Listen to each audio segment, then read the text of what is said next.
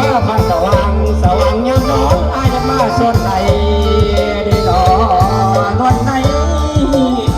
อีแม่ได้ผู้บ่าวพี่น้องอีเพื่อได้ผู้บ่าวช่วยนี่ข้าเลยอายยัดเขาใครสิจะเว้าต่อพนางละนางแม่ซองแม่ลูกวันนี้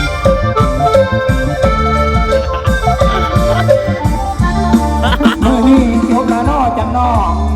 มือนี้งามและน้อจำนองยืมเพกมาสร้าง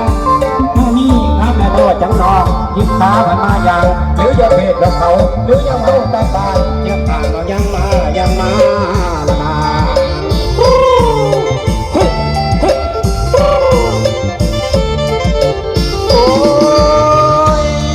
ก่อนเราวงแบบลาวเดี๋ยวพี่น้อง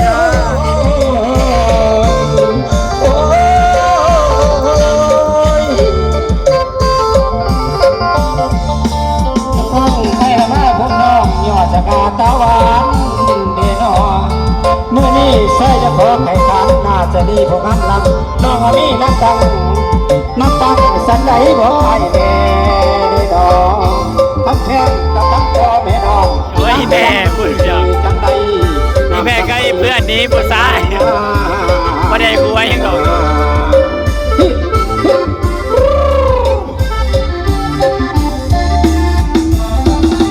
ทั้งด้วยทั้งเมื่อน้ำตายไว้เฝ้ายางแม่ถอนน้ำหัวไปยังเมื่อน้ำตายข้าหลดบ่ให้เสียข้าเหือบ่ให้จังไอ้สิไตเป็นสามเอและวันให้เจ้าขี่ได้น้องทำแพงไตเป็นลมแท็กซี่ข้าน้องขี่เรือใจหมอลำยา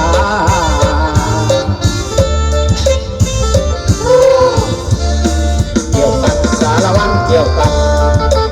นสารวัตรเกี่ยวกันเตสารวัตรเป็นรถจักรเกี่ยวเลยนะเกี่ยวลงสารวัตรเกี่ยวลงกระหงดินน้ำเกี่ยวงามไม่มาจำจับดินเกี่ยวงามไม่มาจำจับดินลุกขึ้นสารวัตรลุกขึ้นลุกขึ้นสารวัตรลุกขึ้นแล้วขอซึ้งทอนต่อซึ้งแก่ซึ้งคอให้มาบวชนักกันสาละวันเลยลุกเกี่ยวลงนี่แม่คือด้านมาหอดนะมานี่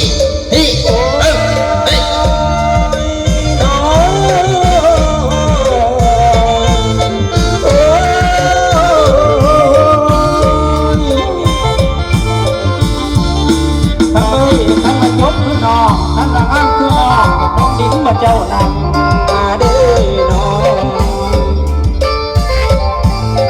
นะคนที่ไรยังไงทุกกองหานอนซ้อน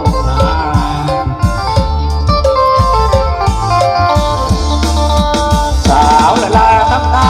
ท่านรักโจคือน้องรักก็รักคือน้องเอาไปหัวไปเด้อมาเอาไปเด้อหัวไปมาเอาไปเด้อนักทองเป็นบอดีเก็บพวกนักโจโก้สิพายเพื่อนนี้ก่อนลงสอีกผู้หาผู้อ่อนผู้อ่อนตอนกันสองมือสอนเป็นหลักดีกันสองมือสอนแต่ดึงอ่อนด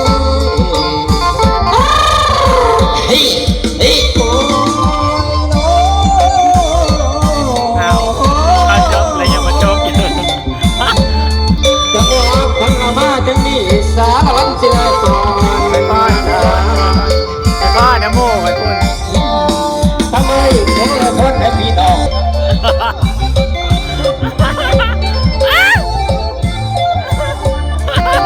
ลงสารวัตรลงสารวัตรลง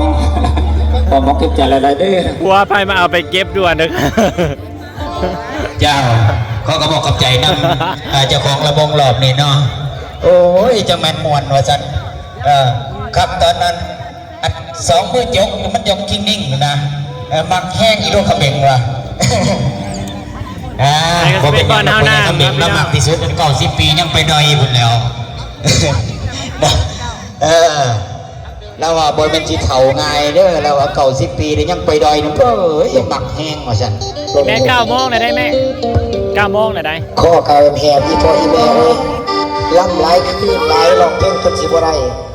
แต่ในบางทีเราก็ไปหลายสุด เนาะก็ขอว่าขอบใจนำแขกผู้มีเกียรติทุกท่านเนาะที่มาเป็นเจ้าของรอบระบบไห้กันในบุญในงานก็ถือว่าเบิกบานม่วนซื่นได้ก็ย้อนแขกผู้มีเกียรติทุกท่านที่มาสนับสนุนอุ้มสู้เพราะฉะนั้นเพื่อเป็นการบทสังสารเสียเวลาพวกข้าเองขออนุญาตจัดระวงรอบที่3เลยเนาะระวงรอบนี้ก็ขอชื่อจัดเป็นเกียรติในแก่พาน้อยเกียรติมานีเนาะปกสคุม7เนาะ แม่ค ข รับบ วนด้วยคณะของทานก็มีผู้ที่2ก็คือท่าน โอ้ยบางทีเราก็ไปหลายสุด มา ก็ จาก มี นครหลวงเวียงจันทร์เนาะผู้ที่3ก็ได้แก่ท่านวิรัตแก้วศรีบุญเฮือง ในส่วนที่ไทยเพื่อนไปตี้ อันนี้ก็เป็นเจ้าของระบงรอบนี้ก็ขอจะเป็นเกียรติให้เนาะ ท่านประถ่ายแม่นุพานไปตี้แต่โดนอะไรได้นี่ เอาบัตรทอดไปดิคนจะ ขวัญใจระบงรอบนี้ก็ได้เป็นเกียรติ ไปตี้เนาะ เซินน้องสาวรัก แม่เตื้ออายุบ่เนาะกับแม่เตื้อปนามงกันโดด ขออนุญาตเด้อเอาว่านาเกตมานี่ท่านตีเกตมานี่ผู้ข้ากระบุก็บจำบันไดขออนุญาตบาดคำนั้นได้เกตเด้ออย่าถือพิษถือแมนเนาะสิได้ไรแหละนะกับคนที่2ได้แก่ย่าเอ้ย บ่มีหอดคนเพราะว่าเขาตี้อยู่เพื่อน ที่แม่เตื้อยมาจากน้ำมงเขียนย่าเอ้ยก็เอิ้นยากเลยเนาะคนที่3ก็ได้แก่เจเด็ดเนาะมาเป็นขวัญใจระวงรอบนี้ให้ทั้ง แม่แล้วคือเบิร์ดเนี่ยเราไปเต้นเนี่ย ทั้ง3ท่านทั้ง3น้องนางเราขอเทพิเกียรติเชิญ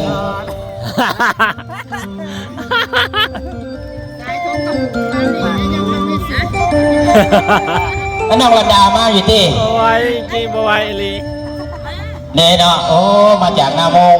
กับอีเมเตยเฮาก็สิเอิ้นว่าน้องก็สิหายได้ไม่เท่านี่ เจ้าสบายดีเด้อเจรันดาอันนี้เฟซบุ๊กเพิ่นว่าอีป้าเมาเบิ่งและบ่ได้แม่นได้เป็นสาวจริงเต็มอยู่ เนาะ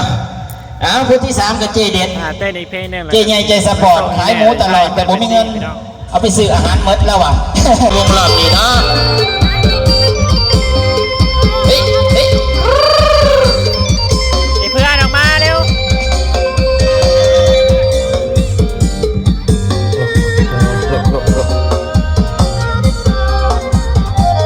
สบายดีครับพ่อแม่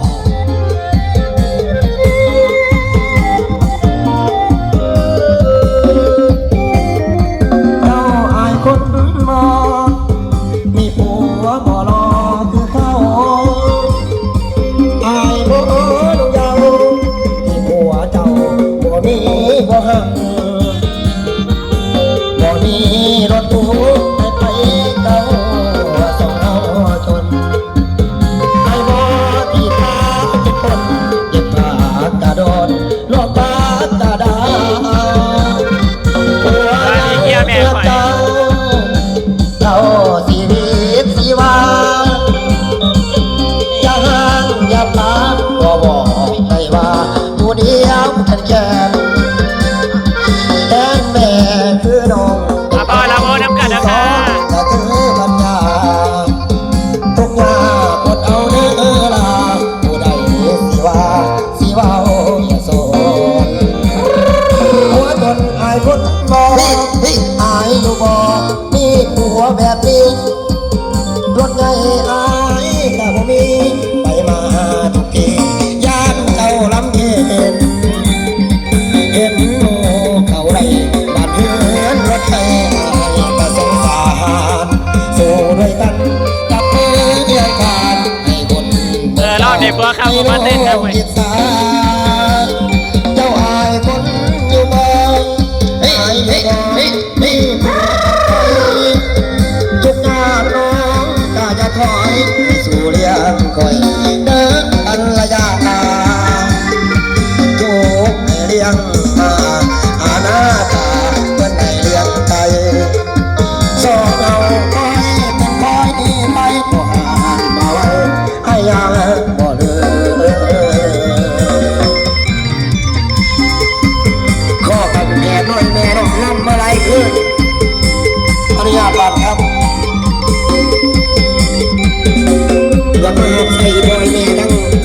สว่างมาแต่ไกลจะประสานคนเลยบ่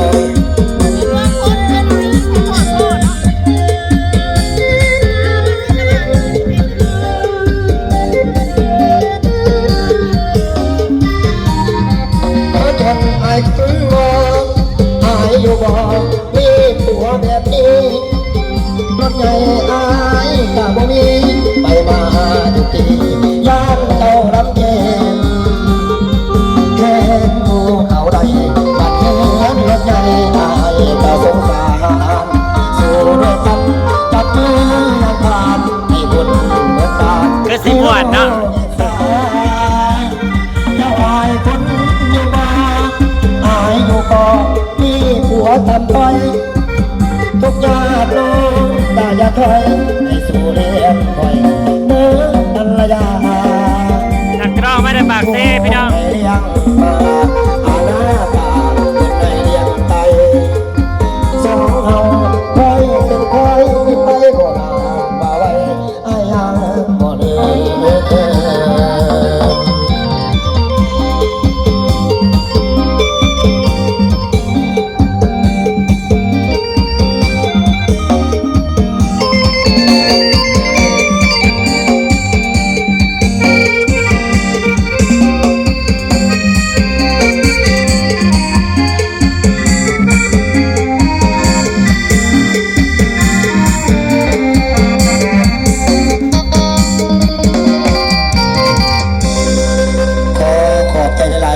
พ่อแม่อยู่ดีมีแหงตกโศกมันมาน้ำร่ำรวยๆเงินไหลทองพ่อแม่เรา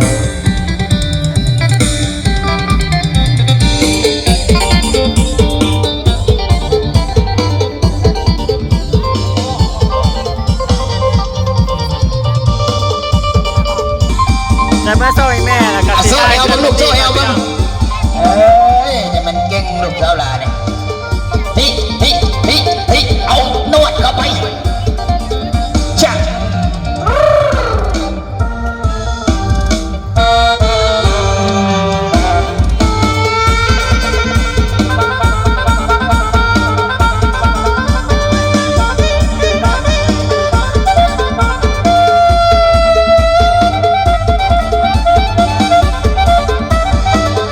ต่อไปอนาคตจะได้เป็นหมอลำซิ่งเลยลูกสาวหลานสองสาวนี่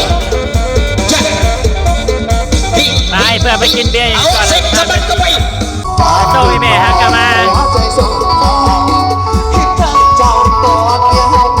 ไว้กูเปล่า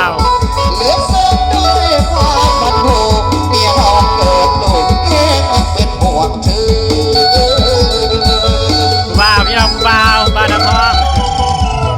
บักที่มึงกับมือไปไล่เราบักที่เพิ่งกับมือไปไล่เราละเมอเธอจดจำยังไงมาทำก็อาถามใจพี่ชอบพี่หัวน้ำพี่กับมือกับพี่ใด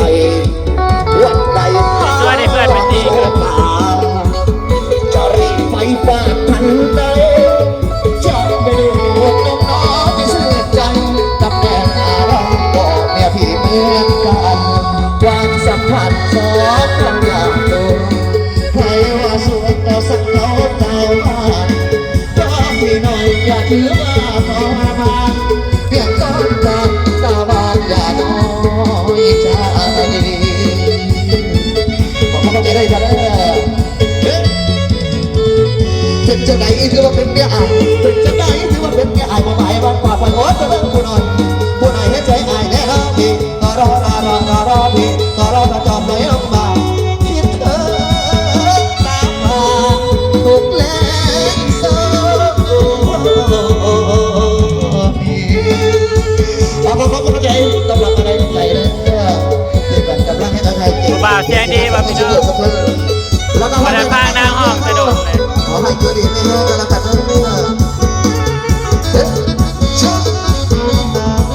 ว่าจะไหนอีกครับ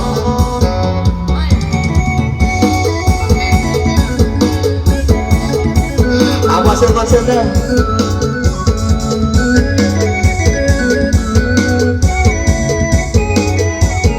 เอาอย่างใหญ่เลยนะคุณพี่หนู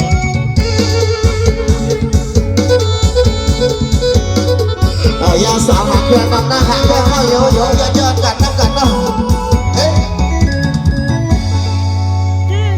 เฮ้ยนาน เครื่องให้เจ้าบอกว่าสิใหญ่ ขอบใจเด้อน้ำแขกผู้มีเกียรติทุกท่านเนาะพิเศษกับขอขอบใจน้ำเจ้าของลำวงรอบนี้เนาะก็ถือว่าเอายาวลงหลายยาวลงเลย